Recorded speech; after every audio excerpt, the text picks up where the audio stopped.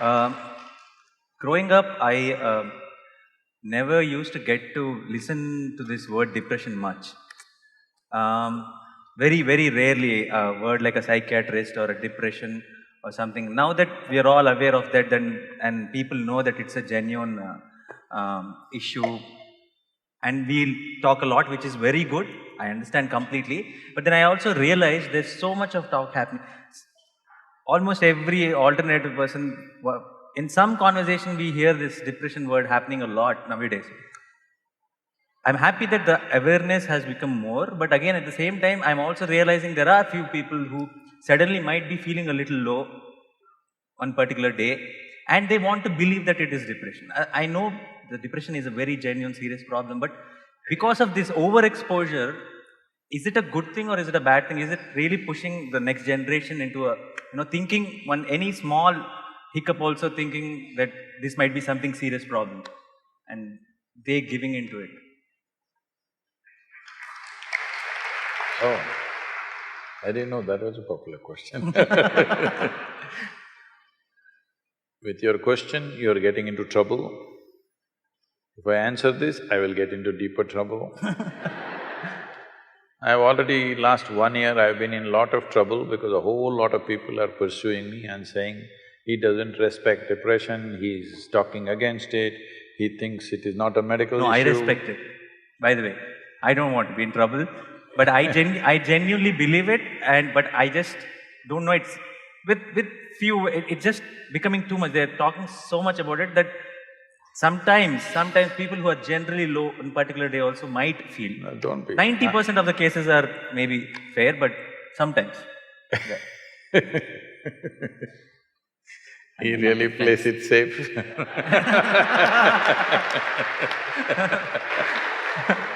It is not that… I'm not made like this, that if somebody is suffering, I'll mock them. That's the last thing I'll do in my life. Yeah. But these days, it's become an activism about everything, not just one aspect. So people are always looking for a cause in their life. Any one word, something, without even understanding what is the context of that one word, simply they'll go on. So let me tell you this. This depression issue came up, it was a quote, a daily quote in which I said, whatever the nature of your ailment, physical, mental, essentially the source is within you. Either your body has turned against you or your intelligence has turned against you. It's a fact. You can give it many names, you can call it stress, anxiety, depression, this, that. Something has turned against you. That is, something within yourself has turned against you. Some outside situations also may prompt you, push you in that direction. But fundamentally, if my intelligence was working for me, I would definitely keep myself in the best possible way. If all the cells in my body were working for me, will I make myself sick? So this is all I said. A campaign ran for about 6–8 months, all kinds of people commented, he doesn't know what he's talking, this. I have spoken to top-level people in this field across the world. All of them think what I'm saying is perfectly fine. Whether even if I don't get endorsements from them, I know it's perfectly fine because I know how my mind works. I know if I give myself the luxury, I can also become depressed. Something doesn't work my way. Nothing actually works my way most of the time. Yes, I will tell you in more detail if we have time. Because when you do as many things as I do, so many things don't happen the way you want it. The reason why people have reduced their lives to very small scope is simply because they're afraid of failure. I know I will die a failure, but I'm a blissful failure, so it doesn't matter. In my life, it so happened, almost 38 years ago, I was sitting in one place, suddenly every cell in my body burst into ecstasy. Then I observed what is happening within me. Then I realized after a few weeks, if I don't mess with my mind, I'll burst with ecstasy. Then I thought, this is it, I have discovered something fantastic. On that day, the world's population was 5.6 billion people. Then I sat down and made a plan that in next 2.5 years, I will make the entire world ecstatic. Hey, wait, don't clap at my failures. Now it is 38 years. We've touched a few million people, people say we have touched some 500, 600 million people. But that's not my idea of the world. Now the population also has increased. I know I will die a failure, but I'm not a depressed failure, I'm a blissful failure. Now, why I'm saying this to you is, well, there are certain pathological issues within the system. There are genetic issues, there's chemistry issues. But for all this, fundamentally, the basic control for all this is within you. You have not taken charge of it, that is a clear factor. You're trying to manage an inner situation by arranging an outer situation. But whoever the hell you are, you can never arrange the outer situation just the way you want it. Does it ever happen? Does it ever happen to anybody? Nobody happens 100% your way, isn't it? Not your husband, not your wife, not your parents, not your children, not your friends, not your office, nobody happens 100% the way you want it. So if you are going to freak every time when something doesn't happen the way you want it, then you will freak for the rest of your life. So if you see this, you would understand that the source of all human experience is within you, including how your chemistry will slosh is within you. When somebody is ill, are we going to talk all this to them? No. They need care, they need help, they need medicine, they need compassion, that's a different matter. But those of you who are healthy, if you think, because right from childhood this comes, if you are sick, you get attention, if you're joyful, you'll get scolding. This must change in the society. Joy should get attention. Misery should not get attention. This is a very misunderstood way of handling things. If a child is jumping with joy and screaming, "Hey, why are you screaming?" If you like this means, moo, moo, moo, moo. It's just a wrong way of raising a child. Because a child must understand he must invest in being well. He must not invest in being unwell. Unwell will not bring any results or rewards to him. He must understand this in a very deep way. If he thinks being unwell, physically or mentally, I will get lot of attention and rewards, he will work towards being unwell. This may look very simplistic, but I'm telling you this from a very profound dimension of who we are. There is something called as life energy, as intelligence. Intelligence is not the bone box that you carry. If you… see, does your avakai look like you? Hello? Does it smell like you? Does it feel like you? No. If you mix only just chili and mango and rice and eat it, it goes inside and becomes you, isn't it? There is an intelligence within you which can make this horribly spicy stuff into you. There's an intelligence or no? You eat a banana, it becomes you.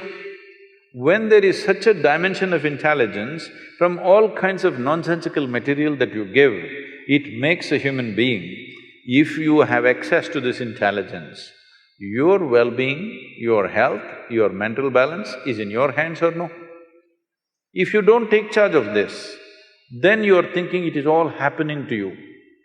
So a lot of people for ages, especially in the last 100 years, because of psychiatry developing in a certain way, people started saying, no, there is genetic things, you can't touch it. Well, now genetic sciences are telling you in 24 hours, you can change your genetic codes completely if you do the right things with yourself. You can change the genetic patterns of who you are in a matter of 24 hours. I can show this to you.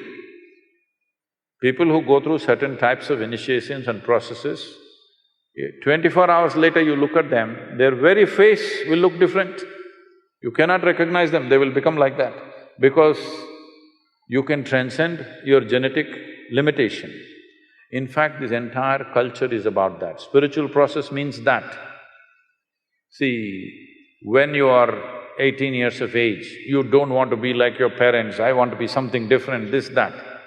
But you see the same person, by the time you're 40, 45, you begin to walk like your mother, talk like her, sit like her, stand like her. Have you noticed this happening to you? Because the genetics are taking over. We call this traditionally as karma. Karma means past memory is ruling the present. If memory rules the present, if your memory structures who you are, you have no life of your own. You're just an extension, you're a recycle, you're not a fresh life.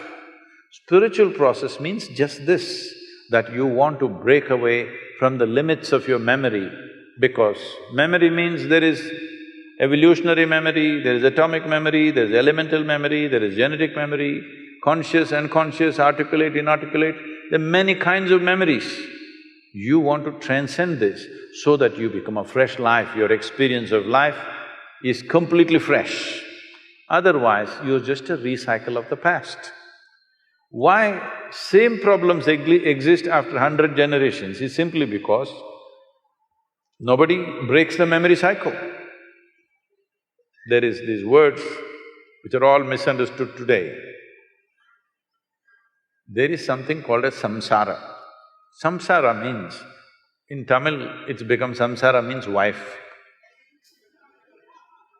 because she keeps them on the rope and keeps them run around. Samsara means cyclical movement. That is, everything that is physical in the existence is in a cyclical movement. You take an atom, it is doing this. You take the planets, it is doing this. You take the galaxy, it's doing this. You take the whole cosmos, it is doing this. Everything that's physical is in cyclical movement. So if your entire experience, particularly if your identity is completely rooted in your physicality, you will also be in a cyclical motion. If you want to break this, a dimension beyond physicality has to come into your experience. If you touch something beyond your physical nature, then we are saying this is spiritual. You went to temple, church, mosque, wherever, this is not spiritual. There you're going, what is the prayer about? What is the prayer about? Dear God, give me this, give me that, save me, protect me. Hello? This is just survival, outsourced.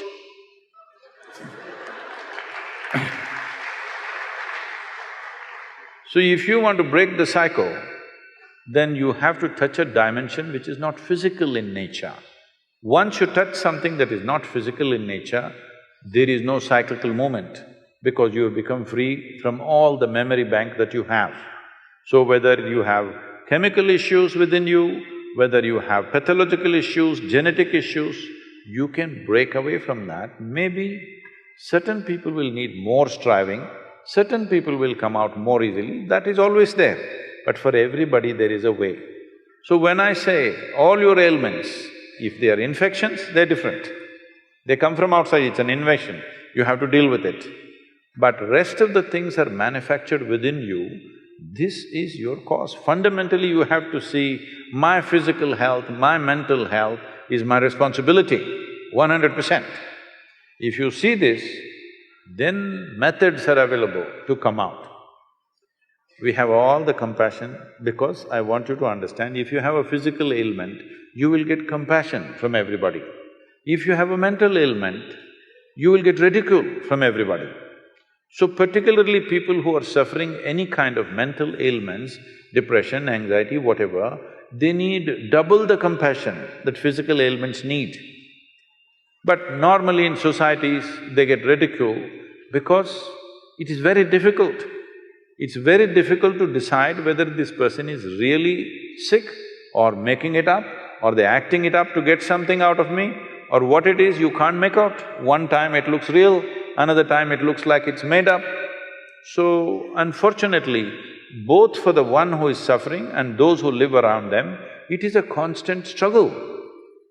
But the most fundamental thing is, whoever you are, whatever condition you are, first and foremost thing to understand is, physical and mental health is my responsibility. It can go out of hand, it's always there. Whatever you do, we may die, whatever we do, we may become sick, that's a different matter. But it is our responsibility. If you see this, there is a way to touch the very source of creation which is throbbing within you. When the source of creation, which made this entire complex body out of avkai and chintatokku, when it can do this, it can also do some repair job, isn't it? Hello? One who manufactures the whole thing, can't he do some repair job? You have lost access to it. You think for everything there's a solution outside. Yes, when we need help, we will take help. When things have gone out of control, we seek help from outside. But fundamental thing is to take responsibility. Today, genetic sciences, neurosciences and also psychiatrists are beginning to speak that whatever the condition, it is possible to alter this from within. Only thing is how. There are many ways for how. Yoga is a technology. Yoga does not mean twisting and turning your body as most people are doing. It is a technology of taking charge of this. One thing is very clear, even if you go to the doctor, they're only giving you a pill, isn't it? What is a pill or a tablet? Just a certain amount of chemicals. If you put these chemicals, it lifts you out of your depression, it makes your anxiety go a little bit. It may not permanently go, at least for those few hours, it's down. So essentially, human experience has a chemical basis. Your joy is a certain kind of chemistry, your misery is a certain kind of chemistry, anxiety is one kind of chemistry, tranquility is another kind of chemistry, ecstasy is one kind of chemistry, agony is another kind of chemistry.